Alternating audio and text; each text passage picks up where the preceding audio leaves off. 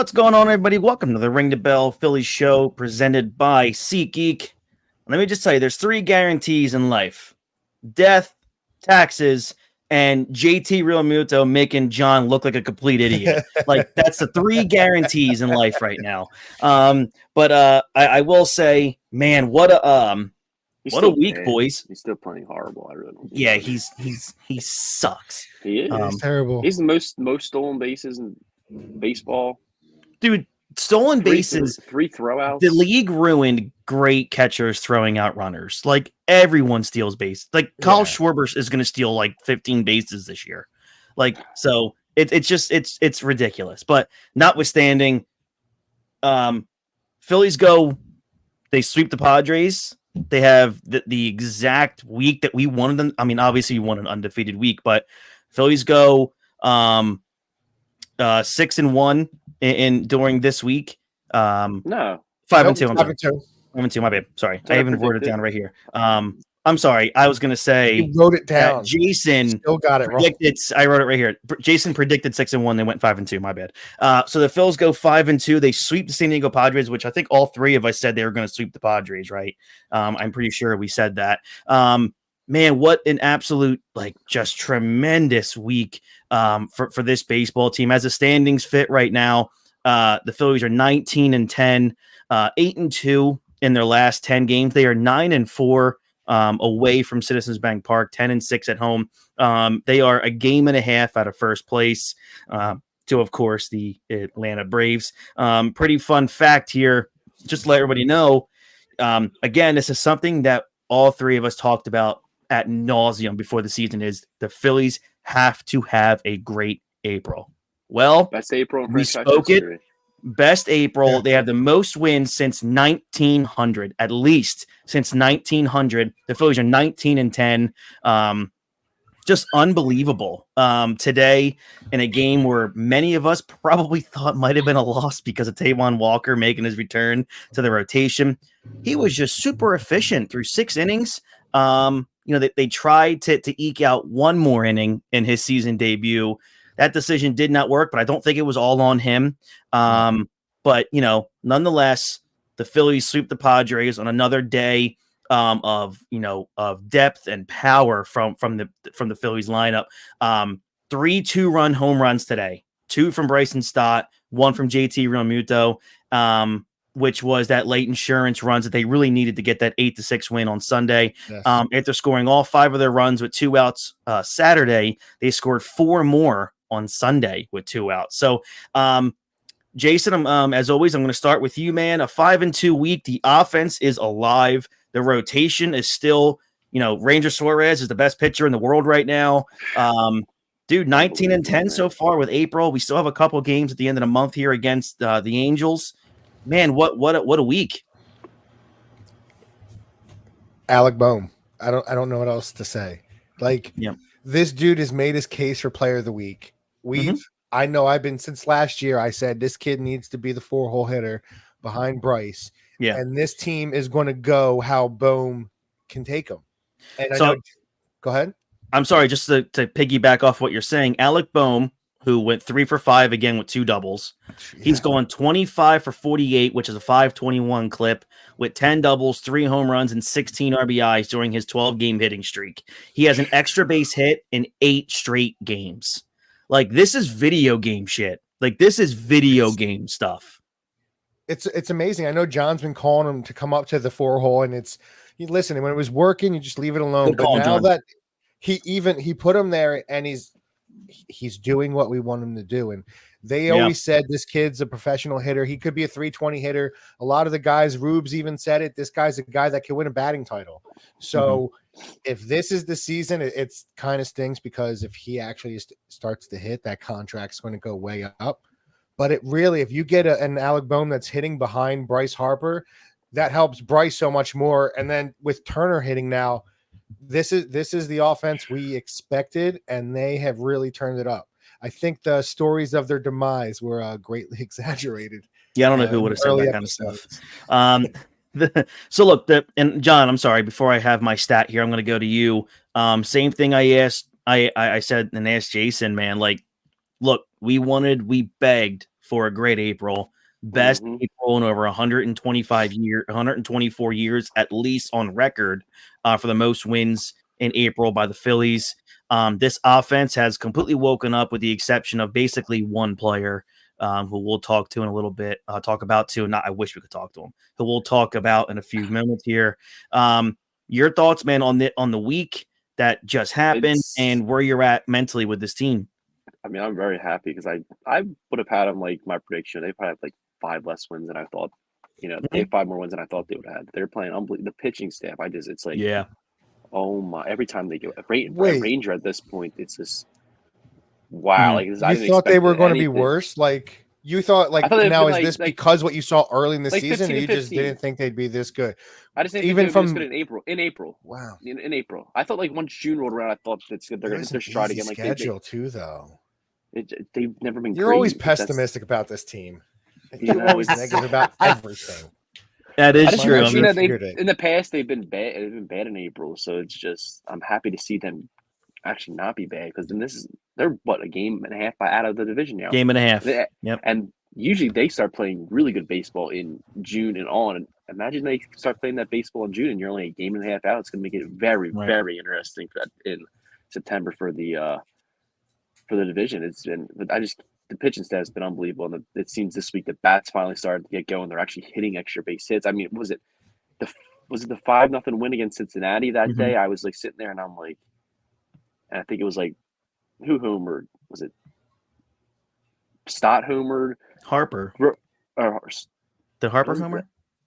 Maybe it was, maybe he homered that inning too, though. I think Stott homered, then Rojas got out, then Schwarber walked, turned to hit like a double. He hit a home run. You know what I mean? It was like and then I think Bohm came up and hit a double next. Like it just kind of like you see the offense kind of like get going now. It's like this is what we've been wanting, and you saw it all weekend. They're just ripping doubles in the gap, and it felt like every single one.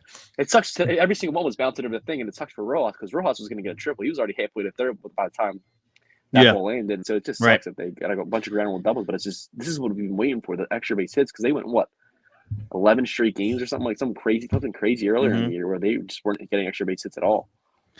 You're right. I mean, the offense right now is clicking as an overall unit. They're just absolutely clicking. The Phillies lost their first 2 series of the season, but have won 5 and split 2 since, winning 17 of 23 games.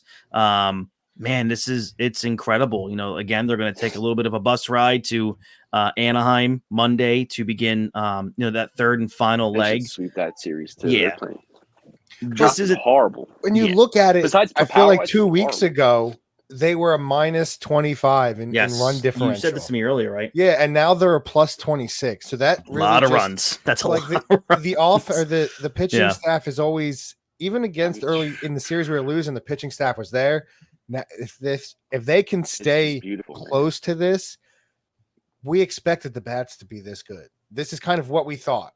So I kind of want to go over their last couple weeks. Let's look at the amount of runs that they've scored in their wins in April.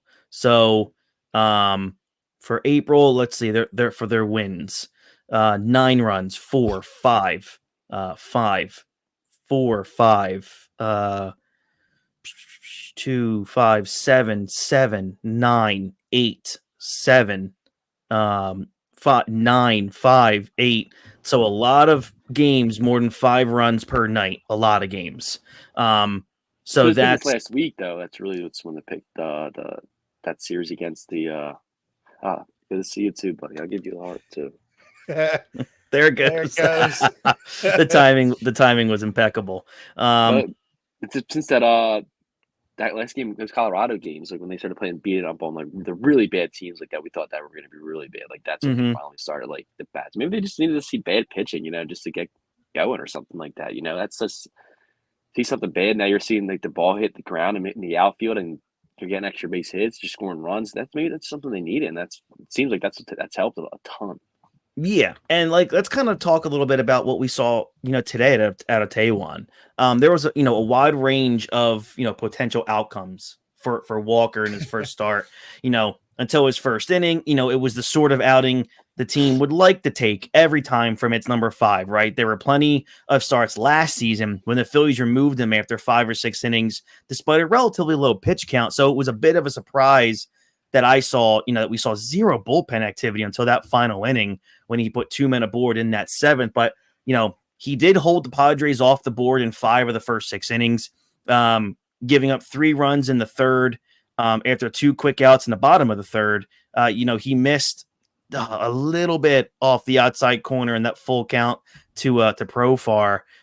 It could have gone either way, but, it was ruled a ball by home plate umpire, who had, of course, as always, with every umpire, it's an inconsistent strike zone. Ask JT Realmuto how inconsistent their strike zone was today. We rarely see JT get any animated or any kind of, he's like the Terminator out there. He's also the worst in baseball at stealing pitches, too, so he's no help anyways in that situation. He is. Look it up. He's the absolute worst. Anything he can do to throw the shot in there. All I need to do is see how John would do in major leagues as a catcher. Look it up. He's the worst. He's the absolute worst. Anything, though. Anything. It's hilarious. He's dead last. Dead last right now. So, in what? Frame rate. Oh, yeah, I know they have the worst pitching staff in baseball with that frame rate. Walker then settled in to retire 11 of the next 12 batters, and he was only at 73 pitches through 6 innings. Why did they let him go another inning? I was okay with he didn't look bad. If Harper plays that ball, that's a double play ball, they're out of the inning. And that's the way baseball works. There's that error, then he gives up the 3-run home run, and everybody says you leave him in too long. I think, he got the ground ball to play. He had a low pitch count. He went over 100 pitches his last start in the minors, so he had the arm. You knew that wouldn't really be an issue, and give the bullpen some rest. Let these starters go. And he was looking good. He didn't really look terrible today. Yeah. The Phillies got the win. That's the thing. The Phillies do win for the guy. He led the team in wins last year. He scored runs. And he had a 5-year A. It's great. Well, they should have probably started him in the NLCS then because they would have won. He should have played in game 6 or 7. Right? Look, another cool stat I saw is that the Phillies are 14-4 against right-handed starters, and they're 15-0 when scoring at least 5 runs. So that's not bad, man. 14-4 against right-handed starters means you're doing their job, which is great. The Phillies have won 11 of their last 13. I'll tell you what, the Phillies are definitely making the city forget about the 76ers, right? So that's always a good thing because that organization and team is trash. But look, overall, guys, if we could take anything out of this week, that would be a disappointment. I know, John, outside of JT Realmuto and everything that the guy does, in your opinion, what was the disappointment of the week for you? I think it's an easy one. The bullpen earlier in the week. That was the only real disappointment was the bullpen. Oh, I thought you were going to say that the fact that Castellanos still can't hit. But today it was. He had 3 walks today. It's the first time he's had 3 walks as a Philly. Yes, he had 3 walks today. He was taking pitches. He was fouling pitches off. He looked better. I'm not paying him $20 million.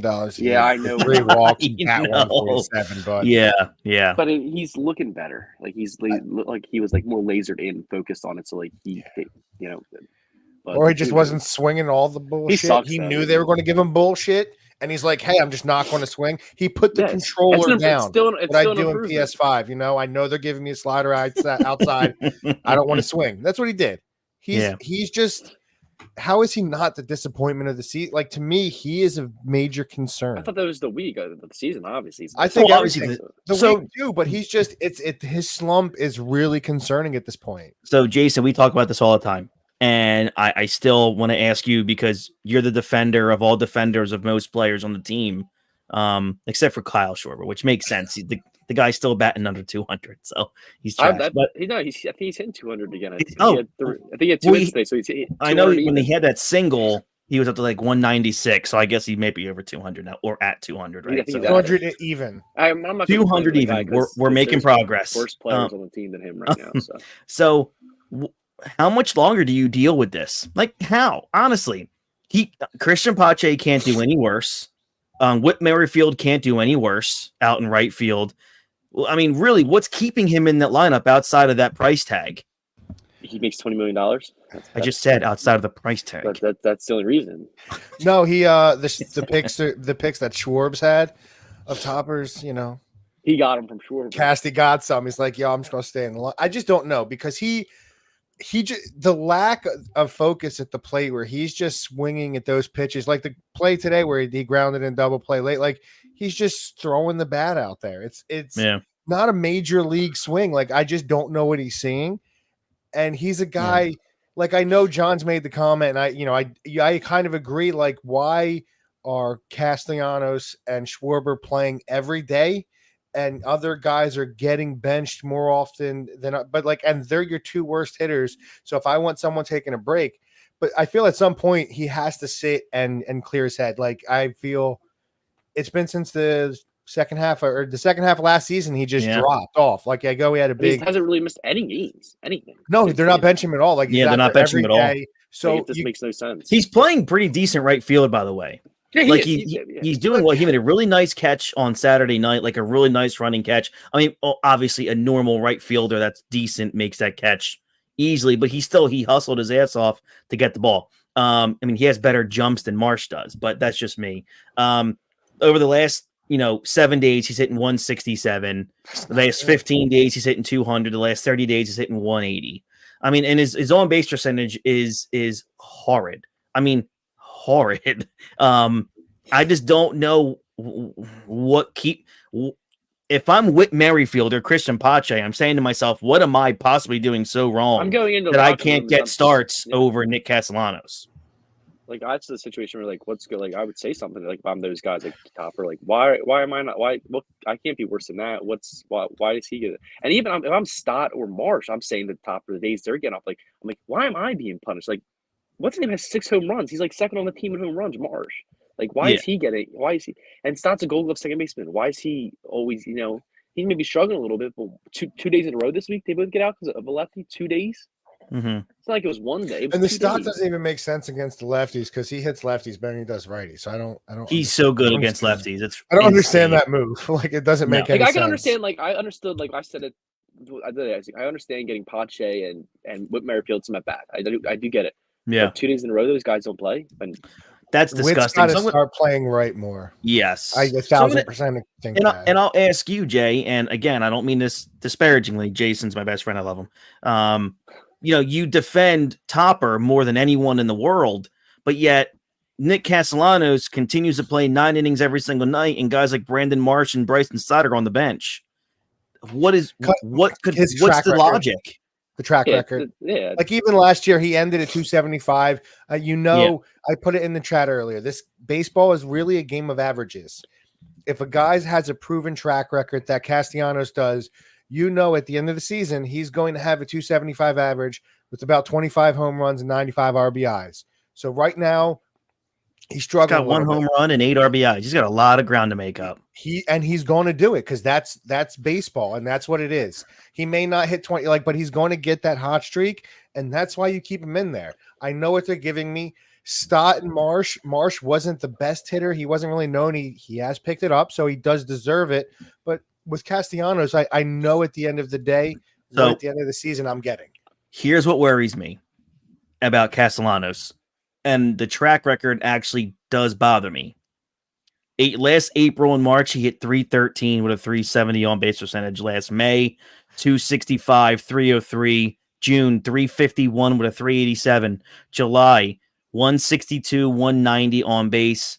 August, 293, 308. And then September, October through now, like September, October last year, 240 with a 297 on base percentage, and he's gotten worse since last September. Well, maybe he's just going to. He's never been this bad. He's never been this bad, and he's not 27. It's not like he's a young player. You know how Topper was it a few weeks ago gave Rojas 2 days off? Like we need a hard reset for him. Look what happened when he came back. Why can't Castellanos get 2 days off, get a hard reset, and then you put him back in every single day? Like let him get the regroup himself.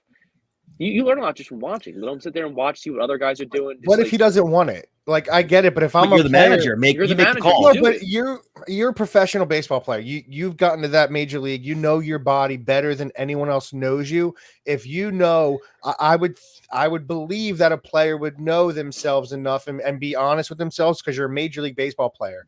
And also say, hey, I know I'm still seeing it okay. I'm not seeing it like I used to. I think he likes being out there. I think he does. He wants to win. I don't think he's Rendon. His attitude looks like he's Rendon, but I think he does love baseball. Oh, he works really hard. You know, he does. You can tell by how. Look, it's very easy to when you're such a pissy ass hitter like he is right now to just be like out in right field and just go through the motions. He's not going through the motions. He's working he's working hard, but he just can't hit. Like at some point, look, every baseball player loses it at some point. It just goes away. Ask Roy Halladay ask Roy Halladay how fast it just goes. And it could be overnight. So like, I just don't think he's hit that level yet, though. I still believe enough. I don't believe he's hit that. I just think he's in a slump. You too. He slumps a lot. I don't believe he's hit it. I'm with you too. I think he's going to come out of it eventually, but I hope he does. I would give him that hard reset. Let him take a day off, gather himself in. You know, like just watch the game sometimes. If he can just notice one little thing and it helps him out or something, or he feels good. He'll feel good in 2 days, and then he goes like, "Look what it worked with Rojas. It's worked with players in the past. I mean, Stock just got 2 days off, and he had a pretty good freaking weekend." Look, it just bothers me. It just bothers me that Marsh and Stock get consecutive days off all the time, and this guy still plays. That's my problem. That's my problem. Like how can a manager, how can you seriously go if I went up to Topper right now, like what Eskin does when he goes right up to his face and asks him the questions that we always want asked, why is it? What kind of answer can he have if somebody says to him, how come Brandon Marsh and Bryson Stott, two of your really, Marsh being one of, if not your best hitter outside of Alec Boehm right now, how come they get days off, but Nick Castellanos continues to play every single night? How do you answer that question from a logical standpoint that makes sense? They'll just say, "Well, we don't think Marsh is a good hitter against lefty and strikes out too much." They'll say something like that, or like he needs to work on it. They'll say something like that. Like we were comfortable with Rojas. Not with Merrifield against lefties. Like that's what they'll say. That'll be the answer. It's a good answer. I don't think it's a logical one because the numbers don't back it up. They don't. But his career tells me I know what he's. I don't believe he's lost it. I think Topper, we've seen it. He's a loyal manager. He's not. He may move him down in the lineup. He's not going to bench him. He doesn't. He should be batting maybe ninth.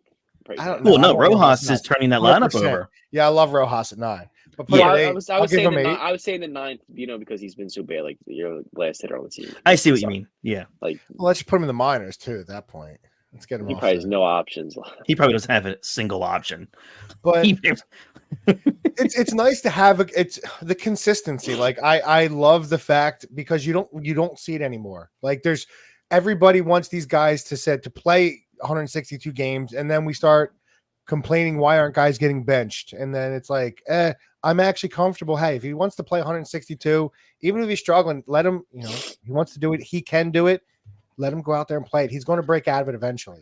I don't mind him playing 162, but then Brandon Marsh should be playing 162. I agree with you there. But how do you?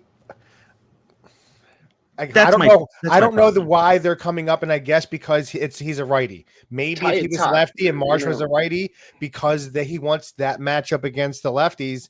That's the only guy to take out. Though. But if you're going to do it, you're going to do it against the lefties to get the righties at bats. It's because it's Topper's logic doesn't ever make sense. Like it just remember earlier in the year he's given Harper a day off. He's like the first 2 weeks are so important. That's when most of the injuries happen. It can affect you all year. He's like, that's why I'm giving Harper a day off. It's not a day off. But then how come the other two guys don't get days off? They don't do it. Like it doesn't make sense. Why he's giving these guys days off? Because it's important. They need rest. Why at this point are we 19 and 10 and complaining about who's getting days off? Why is that our biggest damn gripe? We have to complain about. At some point we're going to be playing good baseball teams. And we're going to be beating them. Okay, we're right there. We're a juggernaut right now, guys. Jason, I am the only one here that picked them to go to the World Series and win. So listen, I said let me be clear that I'm okay. Mine was if Boehm comes in there, I believe it. I've said that all along. If Boehm stays like this, I have no doubt we're winning the World Series. Nah, I don't see them doing the playoffs though. I believe he will. He is. He's a seasoned player now. He's been to a World Series, 2 NLCSs. Yeah, the dude knows it. Yeah, he just has to make up for last season. That was really tough. Yes.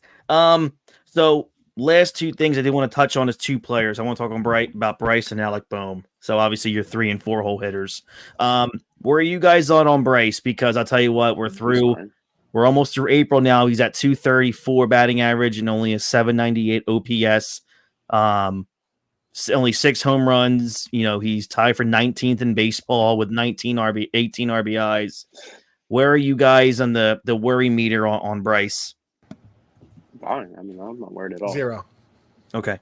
The last. Go ahead, John. He'll probably end the season. He could hit 260 with 30, 40 home runs and 100 RBIs. Are you going to be mad now? Well, I'd be pretty mad with 260. I'm not.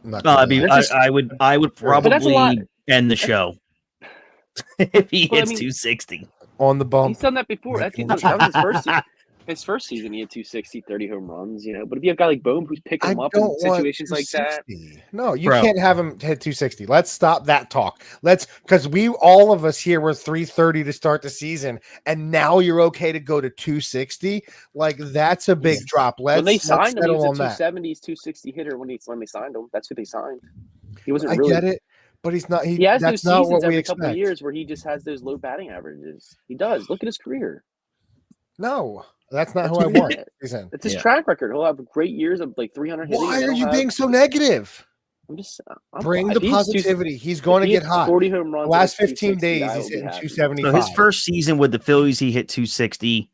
Second season, that was COVID, 268. Then 309, 286, 293. Before that, his final year in Washington, 249. 319, 245, 330, 273, 275, 270. So, look, he can have those seasons, but he needs to at least hit 280 for me. If he hits 270, I think it's a gigantic disappointment. I agree.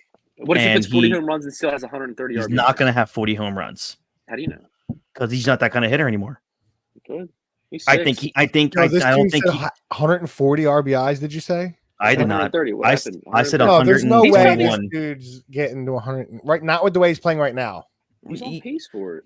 On pace for 40? Yeah. With 18 through 39 games? 30 games? He's going to be close, man. I don't know. There's 162, and he's only got 18 through 30. I don't know. The home runs have to. He's going to have a gigantic May or June to really amp that up. He's going to have a 25 to 30 RBI month, which is very possible, obviously. But that's going to be.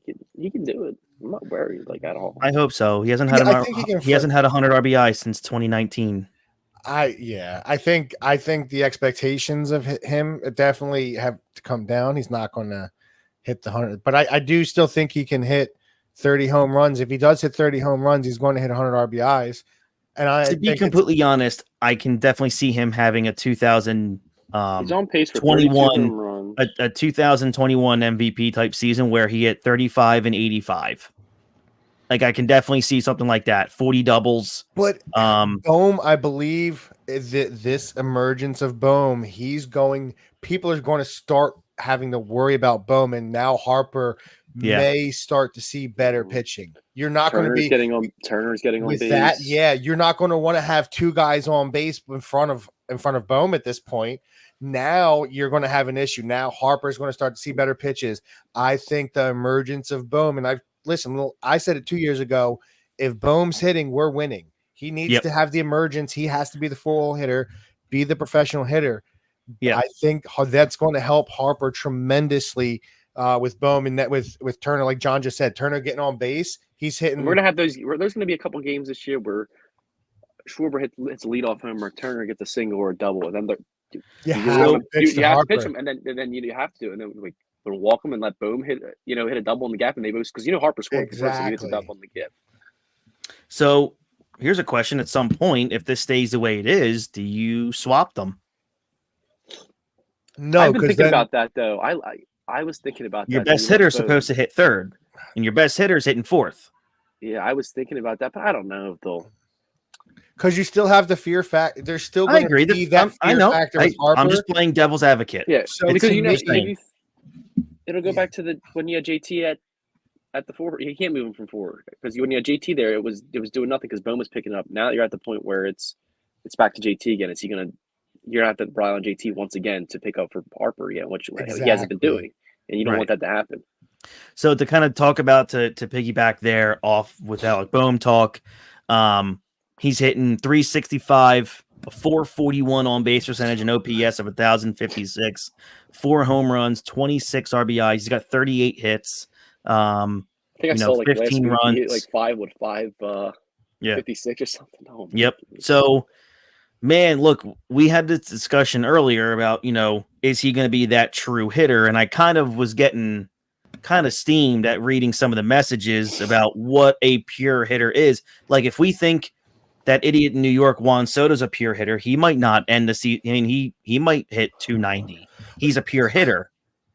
His career average is over 300. To me, you have to have a career average over 300. You have to be well above that to be that guy. You have to. Juan Soto. What's his name?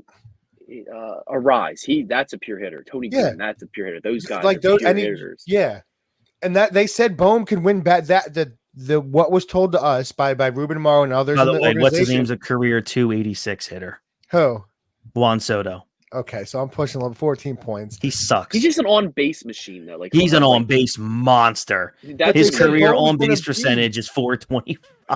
When you say win batting titles, you're talking about a guy that hits 330. Yes, that's my point. When you're saying that's you're projecting him up. Yes, that's what they're saying this kid is. So yes, I'm going to have an issue. There's a difference between that 285 and a guy that's winning batting titles because 285 is not getting close to batting titles. That's my point. My point is, would you be disappointed if he hits 305? No, that's where I expect his floor to be. Me too. If they're telling me that's what I expect. Yeah, I expect him to be. When he was coming up, Charlie Manuel was like, this guy, Alec Bohm. He was in the minors, like he's going to be the best hitter in the league. He's going to be win batting titles. He's so good. Like you're talking about like a Hall of Fame level manager saying this about, this kid in the minors, and we just haven't seen that yet from him. He's been a damn good baseball player so far, but we just haven't seen. Hey, look, in his rookie season with the Phillies, I mean, he played only 45 games, but he did hit 340. Yeah, but since then, like it's really kind of. I know the last 2 seasons that average has gotten better, but because that's what it was when he came up that rookie year. He looked like he was going to be that guy. And everybody saw it, and then it really dropped off. I believe in his second year, didn't he get sent back down to the minors? Yeah, he hit 247 that year, 115 games. So you just haven't. They let him play like 150 games and then send him down in like August. Like they didn't even think about sending him down early in the season. Then he came out in 2022. He had a 165 hit season, 280 batting average, and then it dipped off a little bit last year. Well, he missed some games last year. Or else he probably would have ended up with the same, almost identical numbers except for home runs. But even in less games in 2023, he went up. He's a plus 25 in RBIs and a plus 7 in home runs. So it seems like with each season, certain things are starting to elevate. And this is a season, I believe, where we're going to see that batting average go from that 280 to like that 310 mark. If he doesn't hit baseball and RBIs, that's freaking awesome. That's incredible. Like that's incredible. Okay with the he's hitting like 500 or 4. What did I say today? He was hitting like 4 something with runners. Or like 450 or 450 something like that. Something like that. It was like, what? Like that's just monster numbers. I mean, he's just. But that's what you want. To me, he's hitting 462 with runners in the scoring position. If he's hitting that well, like I'm okay with him not having the power numbers. If he's hitting 20 home runs, like I feel like 25 is a very, he can get there. He's in that. He had 20 last year, and he already has more in April than he did. Get to 20. It's over. His OPS with runners at second and third is 1,800. His OPS with runners at first and third is 2,000. So dude, he's decent at best. Listen, if he's going to get paid now, but he's going to get paid. This is what they said he was going to be, and if this listen, even if it drops off, I guess he deserved that $600,000 that he was arguing about. Yeah, the Phillies look really stupid by even challenging that. Just so stupid. I want to see who his agent is. Can he you're talking about an MVP season? Oh, he's a Boris guy. Yeah, he's a Boris. Yeah, well, John officially hates him. Yeah, he's a Boris guy, so he's gonna get paid. He's gonna get money. Good luck getting him an extension. He's gonna get that's okay because he's gonna get an 8-year deal, I'm sure, with just mega numbers. All right, so just again, an incredible week. So much going on. First, guys, head over to SeatGeek.com right now. Use our code RINGTHEBELL for $20 off your very first ticket purchase. Thank you so much to SeatGeek for, as always, being our day one partner here. So as we round out this week, guys, we got another big week coming up here as we get into May. We're finally getting to May. The weather is getting consistently beautiful. What is your outlook for the upcoming week? We have a few here against the Anaheim Angels. They have a Friday to Monday series against San Fran. That's unusual. Can't remember last time I seen one of those. It's crazy. So yeah. But yeah, we have the Angels for 3, and then you have you come back home. It looks like for 5 games. 4 against San Fran, and then 2 against Toronto. But for this week, guys, what are you guys looking at? We looking at another big win week here? Are we going series or are we going week now? The whole week. Okay. I think they. Does that include Monday since it's a 4-game? That's what I'm asking. That's kind of what the question was. Are we doing 7 games or are we doing 6 games? So let's see. Because it's a Friday to Monday series. So, like, are we including that we're just doing? Yeah, you're going to have to include it because it's part of the series. Okay. So I think they go 7-0. 6-1. Damn.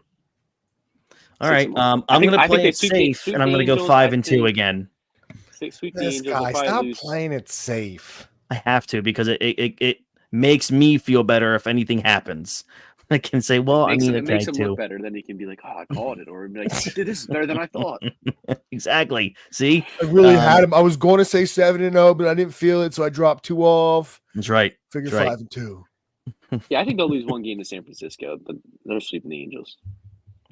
So it's going to be like, no, it's hard to sweep it in 4 games. It's very hard. It is. It's difficult. Mike Trout's going to have a monster series. The Phillies are going to trade for him. And trade Schwarber away, and Mike Trout's going to play DH. No, you trade Castellanos and Taijuan Walker in that deal.